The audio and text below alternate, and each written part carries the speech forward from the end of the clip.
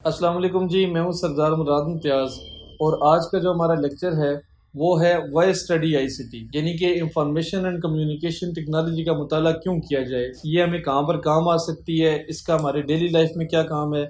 इसके बारे में जो डिटेल लेक्चर थे वो हम लोग अपनी पुराने लेक्चर में सारे डिस्कस कर चुके हैं। अगर आप लोगों ने वो लेक्चर नहीं सुने तो आप लोग उसके डिस्क्रिप्शन में लिंक है, उसको आप सुन सकते हैं। अगर हम ये देखें कि वाई स्टडी आईसीटी, यानी कि आईसीटी को क्यों पढ़ा जाए, इसका मुताला क्यों ज़रूरी है, ये क्या इम्पेक्ट क्रिएट करती है, इसका जवाब हासिल करने के लिए हमें ओल्ड एरा में जाना पड़ेगा। पुराने ज़माने में एक नज़र देखनी पड़ेगी कि इससे पहले इंफॉर्मेशन एंड कम्युनिकेशन टेक्नोलॉजी जो थी वो कैसे काम करती थी। डे फर्स्ट से लेकर इंसान आज तक जो है वो फैसिलिटीज़ की तरफ जा रहा है। इंसान की हमेशा कोशिश यही हुई है कि वो उसकी ज़िंदगी आसान से आसान तर होती जाए। इस आसानी को हासिल करने के लिए इंसान ने जो है वो बहुत सारी इन्वेंशंस की हैं।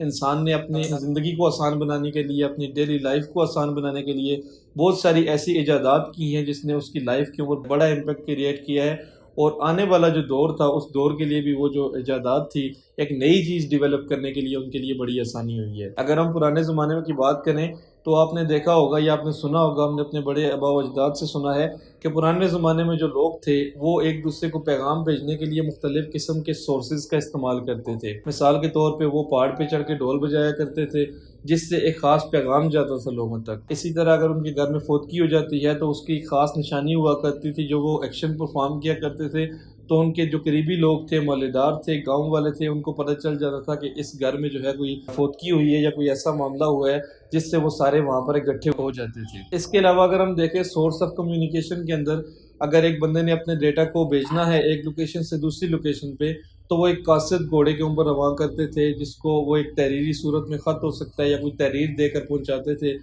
किसी भी दूसरे शहर में, किसी भी दूसरे इलाके में अपने जो रिश्तेदार थे उनसे बातचीत करने के लिए। और भी बहुत सारे ऐसे सोर्स ऑफ कम्युनिकेशन थे। मिसाल के तौर पे कबूतर के साथ चिट्ठी बांध देना और वो कबूतर जो है उनकी चिट्ठी एक जगह से लेकर दूसरी जगह जाकर पहुंचा देता था। अगर हम पोस्टमैन की बात करें तो वो दूसरे शहर में जहाँ पर हम अपना ख़त पहुंचाना चाहते थे वहाँ पर जाकर अपना हमारा जो लेटर था उसको डिलीवर किया करता था, मगर इसमें बहुत ज़्यादा टाइम कंज्यूम हो जाता था। अब आज के हिसाब से अगर हम बात करें तो वो बड़ी अजीब सा लगता है हमें। हम कहते हैं वो एक नेगेटिव इम्पैक्ट थे या वो बहुत स्लो था या टाइम कंज्यूमिंग बहुत ज़्यादा था। मगर चूंकि आज हम ये बात इसलिए कर रहे हैं कि आज हमारे पास लेटेस्ट टेक्नोलॉजी मौजूद है, आज इंफॉर्मेशन एंड कम्युनिकेशन टेक्नोलॉजी ने हमारी ज़िंदगी को आसान कर दी है, इस वजह से हमें वो पुराना दौर थोड़ा सा मुश्किल लग रहा है। मगर उस दौर के हिसाब से जाके अगर सोचा जाए तो वो टाइम जो था उन लोगों के लिए बेहतरीन था, उन लोगों के लिए बेस्ट था, उनकी टेक्नोलॉजी थी। कहते हैं कि necessity is the mother of invention, यानी कि ज़रूरत ईजाद की माँ है। इंसान को जब भी किसी चीज़ की ज़रूरत पेश आती है, इंसान को जब भी कोई मसला दर पेश आता है तो उसको हल करने के लिए वो कोशिश में लग जाता है। इसकी जो कोशिश होती है वो एक नई इन्वेंशन क्रिएट कर देती है। एक होता है बाय नेचर किसी चीज़ का होना कुदरत की तरफ से, एक होता है आर्टिफिशियली इंसान या आईटी प्रोफेशनल जो होते हैं वो किसी चीज़ को डिवेलप करते हैं, वो कुछ और होता है। अब इसी तरह हमने जब कहा ना कि necessity is the mother of invention, यानी कि ज़रूरत ईजाद की माँ है, तो उससे ये पता चल गया कि जब भी इंसान को कोई मुश्किल पेश आती है, कोई ज़रूरत पेश आती है, तो वो क्या करता है, कोई नई ईजाद कर देता है, कोई नई चीज़ ईजाद कर देता है। तो ओल्ड एरा के अंदर ये एक नई नई इन्वेंशन थी। कबूतर का इस्तेमाल करना, उसके ज़रिए चिट्ठी को पहुंचा देना, या हमारे पास घोड़ों का इस्तेमाल करके दूर दराज इलाकों में जाकर पैगाम पहुंचाना, या हमारे पास ढोल बजा देना, या आग जला देना पहाड़ पे चढ़ के, या कुछ ऐसे तरीके ज़माने के दीन में इस्तेमाल किए जाते थे जिससे उनका पैगाम, उनकी इंफॉर्मेशन दूसरे किसी बंदे तक पहुंच सके, उनकी एक स्पेसिफिक टेक्निक का इस्तेमाल करते हुए। इसको समझने के लिए एक बड़ी एग्जांपल हमारे पास प्रैक्टिकल लाइफ में मौजूद है, वो है हमारे पास Symbian operating system, Palm operating system, या आप उनको अपने अल्फाज में नोकिया के मोबाइल भी कहते हो। 1996 में जब नोकिया स्टार्ट में इंट्रोड्यूस हुआ, छोटे मोबाइल फ़ोन आम होना स्टार्ट हुए, उस वक्त से लेकर 2010, 2012, 2014 तक जो है नोकिया के जो मोबाइल थे ये बहुत ज़्यादा आम थे। यानी कि ये जो छोटे नोकिया के मोबाइल थे ये बहुत ही ज़्यादा बुलंदी पे थे, इनकी सेल बहुत अच्छी थी, इनकी क्वालिटी बहुत अच्छी थी, इनकी बैटरी टाइमिंग बहुत अच्छी थी, ये जो सर्विसेज दे रहे थे पब्लिक को वो बहुत बेस्ट थी। मगर आज 2023 में अगर देखा जाए तो नोकिया ऑपरेटिंग सिस्टम जो है वो बिल्कुल ख़त्म हो चुका है।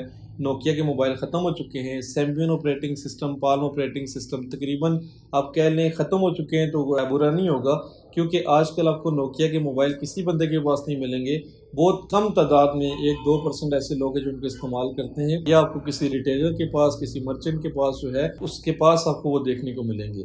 अगर हम इस चीज़ को देखें कि वो क्यों ख़त्म हुआ है, तो उसका जवाब भी हमारे इस टॉपिक के अंदर ही है कि भाई उन्होंने खुद को अपने दौर के हिसाब से अपडेट नहीं किया। उनको ये समझना चाहिए था कि 2010 के बाद जो जनरेशन है वो चूँकि इंटरनेट आम हो गया है, वेबसाइट्स आम हो गई हैं, कैमरा ऑफिशियली इंट्रोड्यूस हो चुका था मार्केट के अंदर, वीडियो कॉल थी, बहुत सारे सॉफ्टवेयर ऐसे बनना स्टार्ट हो गए थे, फेसबुक आ गई थी मार्केट में। अब नोकिया अगर खुद को ऑफिशियली स्विच कर देता एंड्रॉयड मोबाइल में, जिसमें वो वीडियो कॉल, फेसबुक, व्हाट्सएप या इस तरह के सेल फोन सपोर्टेड चीज़ें अगर मार्केट में लॉन्च करता तो वो कभी भी ना गिरता। मगर नोकिया से एक जो बड़ी गलती हुई वो ये थी कि नोकिया खुद को टाइम के हिसाब से अपडेट नहीं कर सका।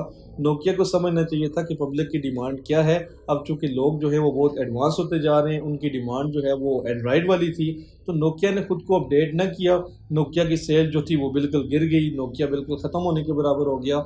और इस सिचुएशन में जो एंड्रॉयड था, क्योंकि एंड्रॉयड ने पब्लिक डिमांड के हिसाब से अपने आप को अपडेट किया और day by day, month by month खुद को अपडेट किया, latest technology, latest tools, latest software market में इंट्रोड्यूस करवाए, जिसकी वजह से आज अगर देखा जाए तो एंड्रॉयड ऑपरेटिंग सिस्टम की टॉप सेलिंग सेल है पूरी मार्केट में, पूरी दुनिया के अंदर। तो ये एक बड़ा फ़र्क था कि जिससे हमें ये सबक भी मिलता है और हमारा ये टॉपिक भी है कि आप अगर वक्त के हिसाब से खुद को अपडेट नहीं करेंगे, आप इंफॉर्मेशन कम्युनिकेशन टेक्नोलॉजी को अडॉप्ट नहीं करेंगे, तो आपका भी हाल वही होगा जो कि नोकिया का हुआ था, क्योंकि आप सर्वाइव नहीं कर सकेंगे अपनी प्रैक्टिकल लाइफ में, अपनी प्रोफेशनल लाइफ में, इसके अलावा अपने बिजनेस में, ये जो भी काम आप कर रहे हैं, क्योंकि ये इस चीज़ का ताल्लुक हमारी डेली लाइफ के साथ है, हमारे रिलेटिव्स के साथ है, हमारी फैमिली के साथ है, ये हमारी लाइफ में टोटली हर तरह से रोल प्ले कर रही है।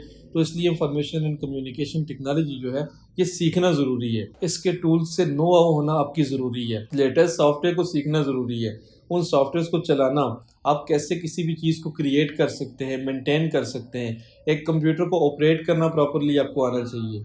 इंटरनेट के ऊपर रिसर्च अगर हमें नहीं आएगी तो वो इंटरनेट हमारे काम का नहीं है। अब अगर हम उसी चीज़ को ये जोड़ें कि वॉइस स्टडी आईसीटी, तो हम कह सकते हैं कि चूँकि ये आज के दौर की जो है वो बेसिक नीड है।